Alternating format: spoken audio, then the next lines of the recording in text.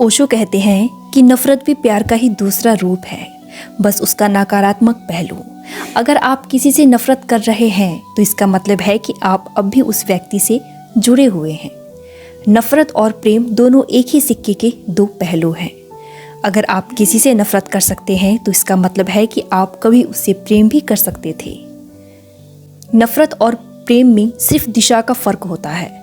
जब आप किसी से बहुत प्यार करते हैं और वह रिश्ता बिगड़ जाता है तो वही प्रेम नफरत में बदल जाता है।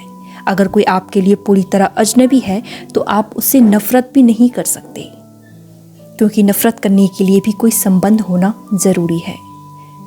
जब आप किसी से नफरत करते हैं तो असल में आप अपने मन में एक जहर पाल रहे होते हैं। नफरत करने वाला व्यक्ति हमेशा तनाव में रहता है, गुस्से में रहता है और अंदर से जलता रहता है। ओशो कहते हैं, नफरत करना ऐसा ही है जैसे किसी और को मारने के लिए खुद जहर पी लेना। नफरत के पीछे भय होता है। नफरत का असली कारण डर होता है। डर कि कोई हमें नुकसान पहुंचाएगा, डर कि कोई हमसे बेहतर निकल जाएगा, डर कि कोई हमें छोड़ देगा।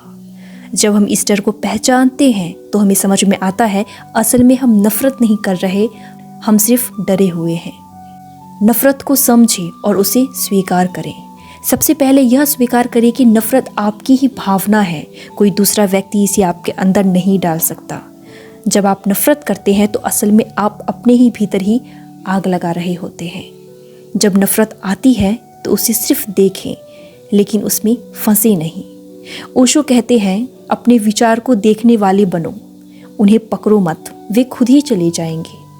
जब आप ध्यान में बैठते हैं और अपने विचार को शांत करते हैं तो नफरत की भावना अपने आप कमज़ोर होने लगती है।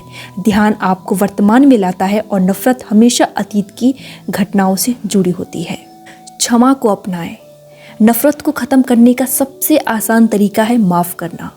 जब आप किसी को माफ़ कर देते हैं तो आप खुद को उस नफरत की जंजीर से आज़ाद कर लेते हैं।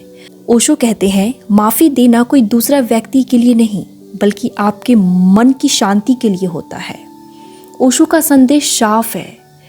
ओशो के अनुसार नफरत और प्रेम एक ही ऊर्जा के दो पहलू हैं। नफरत को पकड़ कर रखने से सिर्फ आपका ही नुकसान होता है। अगर आप इसे समझें, इसे देखना सीखें, ध्यान करें और माफ़ करना सीखें तो आप नफरत से पूरी तरह मुक्त हो सकते हैं और एक शांतिपूर्ण जीवन जी सकते हैं। आप मुझे कमेंट करके बताएं आपको यह वीडियो कैसा लगा।